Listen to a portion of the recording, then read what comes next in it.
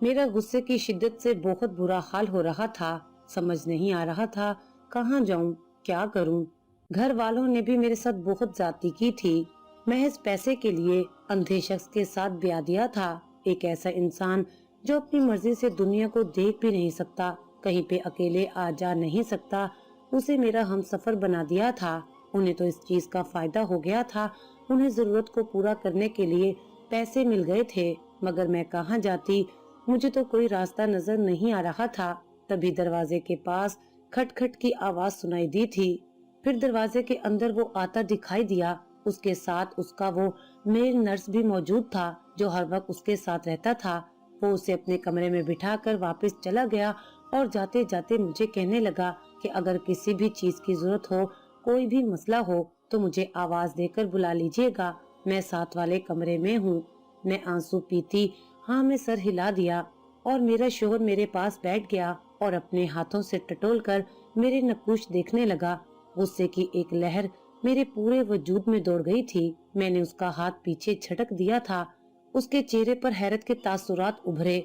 शायद वो इस रद्दे अमल के लिए तैयार नहीं था। वो तो ये समझ रहा था कि मैं गरीब खानदान की लड़की जो उसकी दौलत से मरऊब होकर शादी कर रही थी, उसे कैसे धुतकार सकती थी। मैं एक पल भी उसे अपने पास बर्दाश्त नहीं कर पा रही थी। वो मुझसे छोटी छोटी बातें कर रहा था, मेरी पसंद नापसंद के बारे में पूछ रहा था, मगर मैं कुछ भी सुन ही नहीं पा रही थी। मेरा जहन यही ताने बाने बुन रहा था कि मैं उस शख्स से कैसे जान छुड़वाऊं। बार बार मेरी निगाहों के सामने अमजद का चेहरा आ रहा था। तब भी मेरे जहन में एक आइडिया आया और मैं उसे जल्दी से कहने लगी कि मैं अभी कपड़े बदल कर आती हूँ। इतने हैवी कपड़ों की वजह से मैं थक गई हूँ। आप इतनी देर में आराम कर लें। उसे बिस्तर पर लिटाकर मैं ड्रेसिंग रूम में कपड़े बदलकर कमरे से बाहर निकल आई थी। अब मुझे समझ नहीं आ रही थी कि मैं उस मुलाजमा को कहाँ पर ढूंढूं जो उस घर में मुस्तकिल रहती थी और जिसने मुझे आते साथ ही अपनी मजबूरियों की लंबी दास्तान सुनाई थी। और अब मैं सोच रही थी कि उसकी मजबूरियों को क्यों न अपने फायदे के लिए इस्तेमाल करूं। मैं लाउंज से बाहर निकल आई। सामने ही एक तरफ मुलाजमों के क्वार्टर्स थे, सामने ही चौकीदार था जो मुझे देखकर हैरान रह गया। बेगम साहिबा, आप इस वक्त बाहर क्या कर रही हैं? आपको कोई काम था? मैंने उससे कहा कि मुझे शब्बो से बात करनी है। कहाँ है वो? उसे बुला दो। तभी चौकीदार शब्बो को बुलाकर लाया। वो शायद सो रही थी। हैरान नजरों से मुझे देखने लगी। कुछ चाहिए था बेगम साहिबा?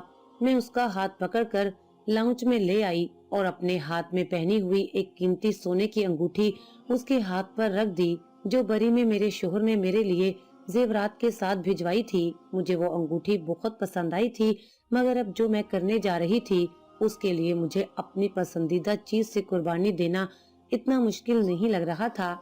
मैंने शब्बो को कहा कि तुमसे मुझे काम है और अगर तुम मेरा वो काम कर दो तो मैं इससे ज्यादा तुम्हें पैसे दूंगी। तुमने कहा था कि तुम्हारी बेटी बीमार है, उसके इलाज के लिए तुम्हें पैसे चाहिए। वो हैरान नजरों से मुझे देखने लगी। मैंने उसे कहा कि मैं तुम्हारी बेटी का इलाज भी करवा दूंगी और तुम्हारी तमाम जरूरियात को भी पूरा कर दूंगी, बस तुम्हें मेरा ये काम करना होगा। जब मैंने उसे ये बात बताई तो वो दंग रह गई। फिर वो कानों को हाथ लगाने लगी। मेरे बंदे को अगर ये पता चल गया तो न जाने क्या होगा। बीबी जी, आप ऐसा मत करें। मगर मैंने उसे बाजुओं से पकड़कर झिझोड़ दिया और उसे कहने लगी, तो फिर मैं तुम पर चोरी का इल्जाम लगाकर तुम्हें घर से बाहर निकलवा दूंगी। वो फटी फटी आंखों से मेरे चेहरे की तरफ देखने लगी। उसके पास कोई चारा नहीं रहा था कि वो मेरी बात ना मानती। तभी वो सर झुकाए मेरे साथ कमरे में चली गई थी। उसे मैं अपनी जगह पर बिस्तर पर लिटाकर खुद कमरे से बाहर निकल आई और तकरीबन 1 घंटे के बाद वो कमरे से शिकस्ता अंदाज में निकली तो खुशी की एक लहर मेरे पूरे वजूद में सरायत कर गई थी। मैंने उसका शुक्रिया अदा किया और वो झुकी नजरों के साथ वहाँ से चली गई। वो गरीब थी मगर बेगैरत नहीं थी। मजबूरी की वजह से उसे ये काम करना पड़ा था। मैं जब कमरे में आई तो मेरा शोहर सो रहा था। मैं भी एक जगह पर लेट गई और सोचने लगी कि बर वक्त मेरे दिमाग ने काम कर लिया, वरना इस शख्स को बर्दाश्त करना मेरे लिए मुमकिन नहीं था। वो मुझसे बहुत अच्छे तरीके से बात करता, मेरा बहुत ख्याल रखता, मुझसे बहुत मोहब्बत करता था, मगर उसे देखकर एक नफरत का एहसास मेरे पूरे वजूद में छा जाता था और मुझे सख्त नागवारी का एहसास होने लगता था। मेरा तो दोबारा اپنے امی ابو سے بات کرنے کا دل ہی نہیں کر رہا تھا۔ جو کچھ انہوں نے میرے ساتھ کیا تھا اس کے بعد میں واپس جانے پر تیار نہیں تھی۔ پھر ایک دن امی خود آ گئی اور روتے ہوئے مجھے گلے سے لگا لیا اور شکوہ کرنے لگی کہ تم اتنے دن سے ایک بار بھی ملنے کے لیے نہیں آئی۔ امی کی بات سن کر میرا دل پس گیا تھا۔ تبھی میرا شوہر بھی کہنے لگا کہ تم ان کے ساتھ کچھ دن کے لیے چلی جاؤ۔ یوں میں بھی بوجھے دل کے ساتھ امی کے ساتھ رہنے کے لیے آ گئی تھی۔ اور پھر ایک دن میری امجد سے ملاقات ہوئی تھی۔ اس کو دیکھ کر پرانی محبت بیدار ہو گئی۔ اس نے بھی ایک شکوہ کن نظروں سے مجھ پر نظر ڈالی اور دوبارہ سے وہ اپنے کام میں مصروف ہو گیا تھا۔ وہ اس وقت چھت پر پتنگ اڑا رہا تھا۔ کافی دیر تک میں نے اسے نظر انداز کرنے کی کوشش کی، مگر جب خود پر قابو نہ پا سکی تو بالآخر میں دل کے ہاتھوں مجبور ہو کر اس سے مخاطب ہو بیٹھی تھی۔ اور پھر اس کے شکوے بھری باتیں سن کر مجھے اندازہ ہو گیا کہ وہ بہت دکھی ہے۔ اس سے زیادہ تو میں دکھی تھی۔ اس سب میں میرا کوئی قصور بھی نہیں تھا۔ اس کے چہرے کی طرف دیکھتے ہوئے میرے ذہن میں وہ گھناؤنا خیال آیا اور میں سوچنے لگی کہ اس خیال کو پایہ تکمیل تک کیسے پہنچایا جائے۔ گھر آنے کے بعد میں نے اپنے منصوبے پر عمل درآمد کرنا شروع کر دیا تھا۔ وہ ملازمہ اپنی مجبوری کی وجہ سے میری بات ماننے پر مجبور تھی۔ اس کی طرف سے تو مجھے اطمینان تھا کہ وہ یہ بات کسی کو نہیں بتا سکتی۔ دوسری طرف صفدر تھا جو میرے شوہر کا چمچہ تھا۔ اس کا بہت زیادہ مخلص تھا، ہر بات اسے بتاتا تھا اسے راستے سے ہٹانے کے لیے۔ پھر میں نے یہ منصوبہ بنایا۔ آدھی رات کو فون کر کے میں نے اسے کمرے میں یہ کہہ کر بلایا کہ میرے شوہر کی طبیعت خراب ہے۔ وہ فوراً سے کمرے میں آ گیا۔ تب میں چیخنے لگی، شور مچانے لگی۔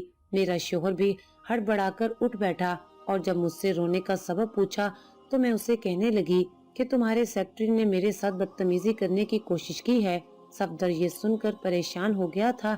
اس نے اپنی صفائی دینے کی بہت کوشش کی، مگر میرے شوہر نے وہی سنایا تھا اور وہی دیکھا جو میں اسے دکھا رہی تھی، اور پھر اس نے صفدر کو اس نوکری سے نکال دیا تھا۔ صفدر نے بے گناہی ثابت کرنے کی بہت کوشش کی، مگر اسے بالکل بھی اس میں کامیابی حاصل نہیں ہوئی تھی۔ اور اب سوچے سمجھے منصوبے کے تحت میں نے اپنے شوہر کو کہا کہ میرا دور کا کزن ہے، ویسے بھی اسے نوکری کی تلاش ہے اور وہ آپ کے ساتھ رہے گا، آپ کا خیال بھی رکھے گا۔ یہ سن کر میرے شوہر کہنے لگے کہ اگر تم ایسا کہہ رہی ہو تو صحیح ہوگا، یوں بھی تم سے زیادہ میرے ساتھ اور کون مخلص ہو سکتا ہے۔ ان کی بات سن کر ایک پل کو میں شرمندگی کی گہرائیوں میں ڈوب گئی تھی کہ میں ان کے ساتھ کیا کر رہی تھی اور ان کے میرے بارے میں کیسے جذبات تھے، مگر میں نے اپنے جذبات کو سلا دیا تھا اور پھر میں نے امجد کو گھر میں رکھ لیا تھا، اسے صفدر کی جگہ دے دی تھی اور وہ بھی میری وجہ سے یہ کام کرنے پر تیار ہو گیا تھا۔ یوں بھی یہ اتنا بڑا گھر تھا، یہاں پر وہ آرام سے رہ رہا تھا، اسے کسی چیز کی کوئی کمی نہیں تھی اور یہاں پر اسے میری قربت بھی میسر تھی۔ ہم دونوں ہی بہت خوش تھے، کامیابی سے کھیل کھیل رہے تھے۔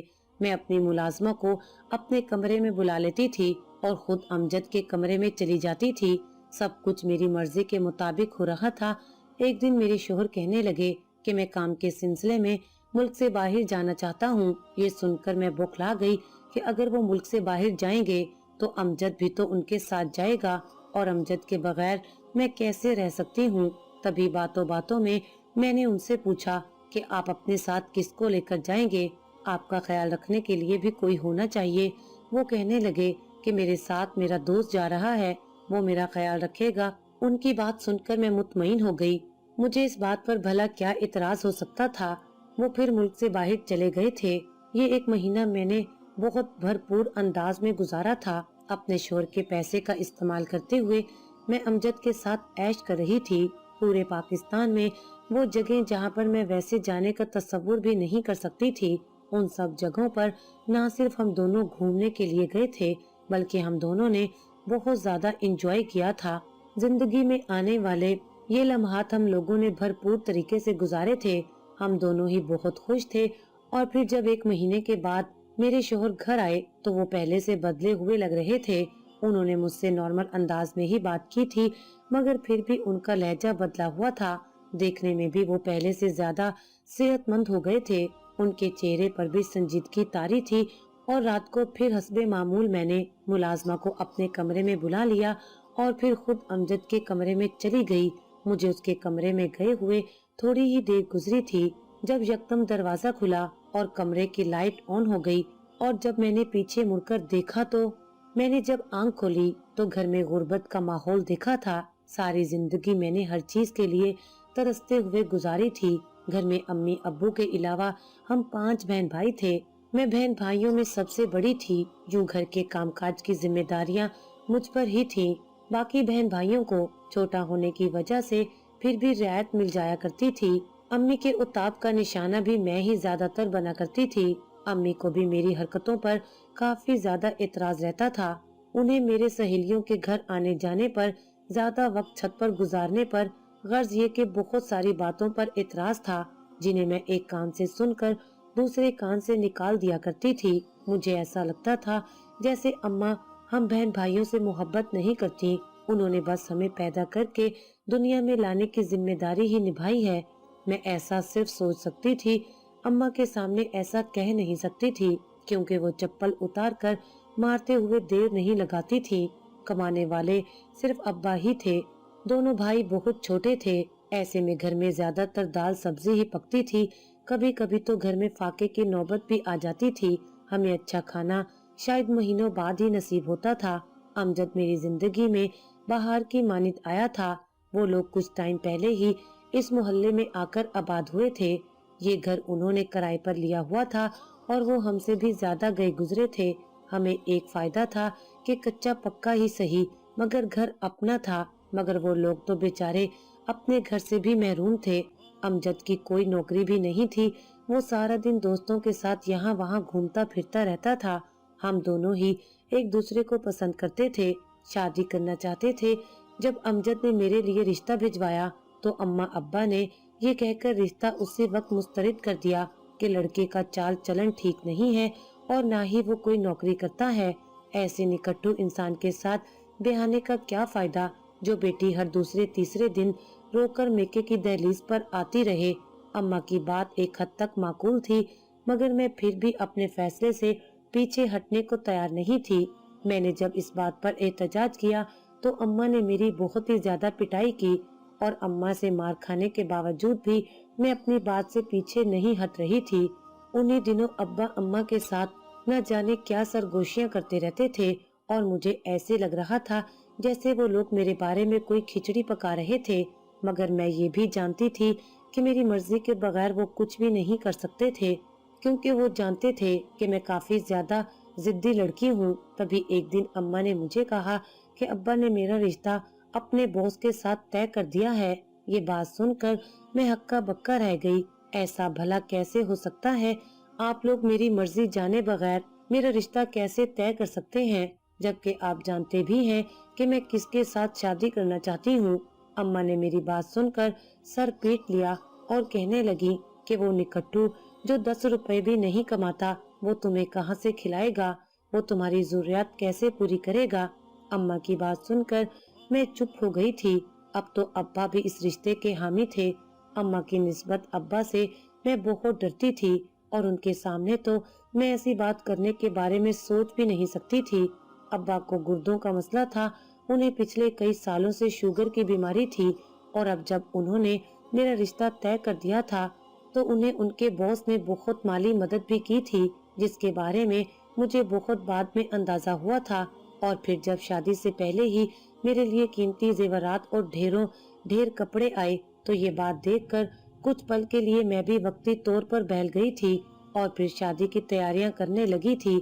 मगर जब मुझे अम्मा ने डरते डरते शादी वाले दिन ये बताया कि मेरा होने वाला शोहर अंधा था, उसे नजर नहीं आता, तो ये सुनकर मैंने एक झटके से सर उठाया था। अम्मा, आप लोगों ने मेरी जिंदगी बर्बाद कर दी।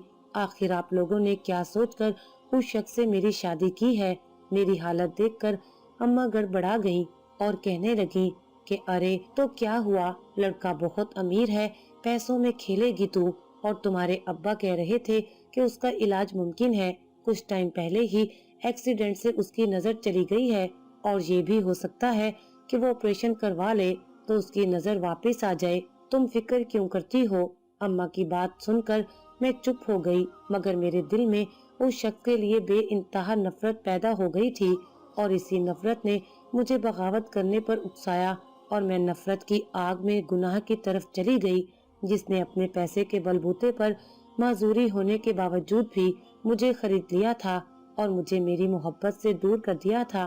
میں دل میں بے تحاشا نفرت اور بدگمانیاں لیے اس کے گھر میں آئی تھی۔ اسے اپنے روبرو دیکھ کر بھی میرے دل سے اس کے لیے یہ نفرت کم نہیں ہوئی تھی، بلکہ میں تو اس کمزوری سے فائدہ اٹھانے کا سوچ رہی تھی اور بالآخر میں اپنے مقصد میں کامیاب ہو ہی گئی تھی۔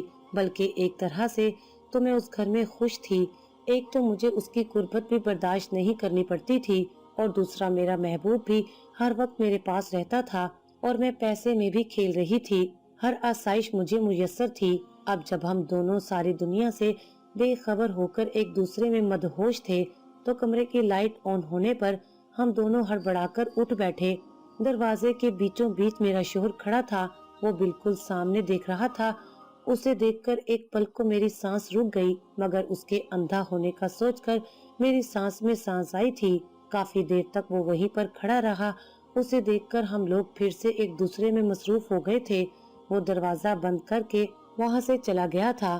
اپنے شوہر کی یہ کمزوری میرے لیے بہت فائدہ مند ثابت ہوئی تھی، اور اگلے دن جب میں صبح ناشتہ کرنے کے لیے ٹیبل پر آئی تو یہ دیکھ کر میں ہکا بکا رہ گئی۔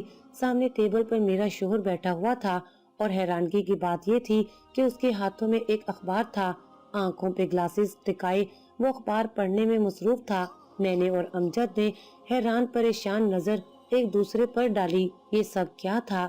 تبھی میرے شوہر نے مجھ پر ایک بھرپور نظر ڈالی اور کہنے لگے کہ میں تمہیں ایک خوشخبری سنانا بھول گیا تھا کہ میں باہر اپنی آنکھوں کا آپریشن کروانے کے لیے گیا تھا اور میری نظر واپس آ گئی ہے۔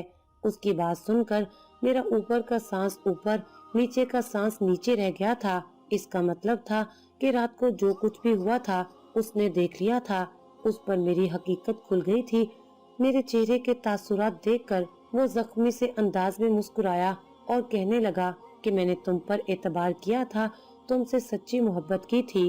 جب تم نے صفدر پر الزام لگایا تھا تو میں تبھی چونک گیا تھا، اور پھر آفس میں جانے کے بعد میں نے صفدر کو اپنے آفس میں بلایا تو ہچکچاتے ہوئے اس نے مجھے بتایا کہ تم جھوٹ بول رہی ہو، اس پر الزام لگا رہی ہو، اس سب میں نہ جانے تمہارا کیا مقصد ہے، اور تبھی میں تمہاری حقیقت خود جاننا چاہتا تھا۔ میں کسی اور کے منہ سے تمہارے بارے میں کچھ بھی سننا نہیں چاہتا تھا، اور مجھے یہ بھی خبر نہیں تھی کہ وہ سچ کہہ رہا ہے یا جھوٹ کہہ رہا ہے۔ اور اب جب میں آپریشن کروا کر واپس آیا تو تم نے جب ملازمہ کو میرے کمرے میں بھیجا تو میں ٹھٹک گیا تھا۔ ملازمہ بھی مجھے اندھا سمجھ رہی تھی، مگر جب میں نے اس سے بات کی اور اس سے یہ سب پوچھا تو وہ پہلے تو ڈر گئی اور پھر روتے ہوئے کہنے لگی کہ میں مجبور تھی، میں نے جو کچھ بھی کیا مجبوری کی وجہ سے کیا۔ اس کی بات سن کر غصے کی ایک شدید لہر میرے وجود میں سرایت کر گئی تھی۔ تبھی میں اپنا شک دور کرنے کے لیے اس کمرے میں آیا تو مجھے اندازہ ہو گیا کہ تم یہ سب کچھ کیوں کر رہی تھی۔ اس نے میرے ہاتھ میں ایک خاکی رنگ کا لفافہ دیا اور کہنے لگا کہ اس میں تمہاری طلاق کے کاغذات ہیں، میں نے تمہیں اپنے رشتے سے آزاد کر دیا ہے۔ میں نے بے یقین سی نظر اس پر ڈالی تھی۔ اس نے تو مجھے معافی مانگنے کا موقع بھی نہیں دیا تھا اور فیصلہ سنا دیا تھا۔ تبھی اس نے ایک اور فائل میرے حوالے کی اور کہنے لگا کہ ایک چھوٹا سا اپارٹمنٹ میں نے تمہارے نام خریدا تھا، چونکہ یہ تمہارا تحفہ تھا، تمہارے لیے خریدا تھا، تو یہ میں تمہارے ہاتھ میں ہی دینا چاہتا ہوں۔ اب تم جو چاہے اس کا کرو اور مبارک ہو، اب تم آزاد ہو اپنی مرضی سے اپنی زندگی گزارنے کے لیے۔ ہم دونوں مرے مرے قدموں سے وہاں سے نکلے تھے۔ یہ بھی غنیمت تھا کہ اس نے میرے نام یہ اپارٹمنٹ کر دیا تھا اور میرے بیگ میں بھی اچھے خاصے پیسے موجود تھے۔ واپس آتے ہوئے میں اپنے کپڑے اور تمام زیورات اٹھا کر لے آئی تھی، جو کہ کافی ٹائم تک ہم دونوں کی ضروریات پوری کرنے کے لیے کافی تھے۔ ہم دونوں اس اپارٹمنٹ میں آ کر رہنے لگے اور پھر عدت مکمل ہوتے ہی میں نے امجد پر زور دینا شروع کر دیا کہ نکاح کر لو۔ اس نے مجھ سے شادی کر لی تھی۔ سارا دن وہ گھر میں ہی رہتا تھا۔ اب میرے پاس پیسے اور زیورات ختم ہونے لگے تھے۔ اب میں جھنجھلانے لگی تھی۔ صبح شام میں امجد کو کہتی تھی کہ کوئی کام دھندا کر لو، آخر کب تک یوں گھر میں پڑے رہو گے۔ جب بھی میں اسے یہ بات کہتی تو وہ مجھے پیار سے ٹال دیتا، مگر اب میری برداشت جواب دے گئی تھی۔ اب میں اسے غصے سے یہ بات کہتی تھی۔ اس وجہ سے उसने मुझ पर हाथ उठाना भी शुरू कर दिया था। मैं जब भी उसे कमाने की बात करती तो वो मुझ पर गुस्सा करने लगता, मुझे मारने लगता। वो तो निकट्ठू इंसान था, उसे तो काम करने की आदत ही नहीं थी। अम्मा की बात बिल्कुल सही थी, वो सिर्फ आवारागर्दी कर सकता था और अच्छी अच्छी बातें कर सकता था, उसके अलावा उसमें और कोई गुण नहीं था। मगर अफसोस कि मैं इन्हीं खूबियों की वजह से उस पर मर मिटी थी और अपना हंसता बसता घर उजाड़ बैठी थी। माँ बाप मुझसे नाराज थे, वो मेरी शक्ल देखने के भी रवादार नहीं थे और यहाँ पर मैं हर वक्त जलते कुड़ते दिन गुजार रही थी। तालीम भी मेरी मैट्रिक तक थी, मुझे किसी अच्छी जगह पर नौकरी भी नहीं मिल सकती थी। तभी मैंने एक फैक्ट्री में काम करना शुरू कर दिया था। सुबह से लेकर शाम तक मैं फैक्ट्री में काम करती रहती थी और जब घर में आती तो मेरा शोहर अपने बिस्तर पर लेटा हुआ टीवी देखने में मसरूफ होता था। उसको देखकर गुस्से की लहर मेरे वजूद में दौड़ जाती थी और फिर सारे दिन की थकी हारी मैं घर के काम करने में मसरूफ हो जाती। बार बार मेरी आंखों से आंसू बहते और मुझे अपने वो ऐश भरे दिन याद आ जाते जो मैंने अपने पुराने शोहर के घर में गुजारे थे। और अब तो वो दिन जैसे मेरे ख्वाब बनकर रह गए थे। मैं अपने गुनाहों की वजह से ये अजियत और जिल्लत भरे दिन गुजारने पर मजबूर हो गई थी। अम्मा के घर जाती तो वो भी मुझे देखकर मुंह दूसरी तरफ कर दिया करती थी। मैं रोते चेहरे के साथ वहां से वापस आती। मैं घर और नौकरी में जैसे घन चक्कर बनकर रह गई थी। मैं अब हर लम्हे पछताती रहती थी। अगर मैं अम्मा की बात मानती और थोड़ा सा सब्र से काम लेती, अपने शोहर को इज्जत और मोहब्बत देती। अम्मा ने मुझे कहा भी था कि ऑपरेशन के बाद वो ठीक हो जाएगा, मगर मैं ही उसकी नफरत में बावली हुए जा रही थी। आज उसके साथ उसके घर में ऐशो आराम की जिंदगी गुजार रही होती और अब तो उसकी आंखें भी वापस ठीक हो चुकी थीं। अम्मा सही कहती थी कि तुम सदा की जल्दबाज हो और आज इसी जल्दबाजी की वजह से मैं कहीं की नहीं रही थी। अब मुझे अमजद के साथ ही हर हाल में गुजारा करना था क्योंकि मेरा अपना इंतखाब था और अमजद को पता था कि मुझ पर वापसी के सारे दरवाजे बंद हो चुके हैं और मैं उसे छोड़कर कहीं नहीं जाऊंगी। और इस अपार्टमेंट में वो आराम से रहता था और मैं सारा दिन कामकाज करके घर का चूल्हा जला रही थी। मुझ जैसी औरतों का ऐसा ही इबरतनाक अंजाम होता है।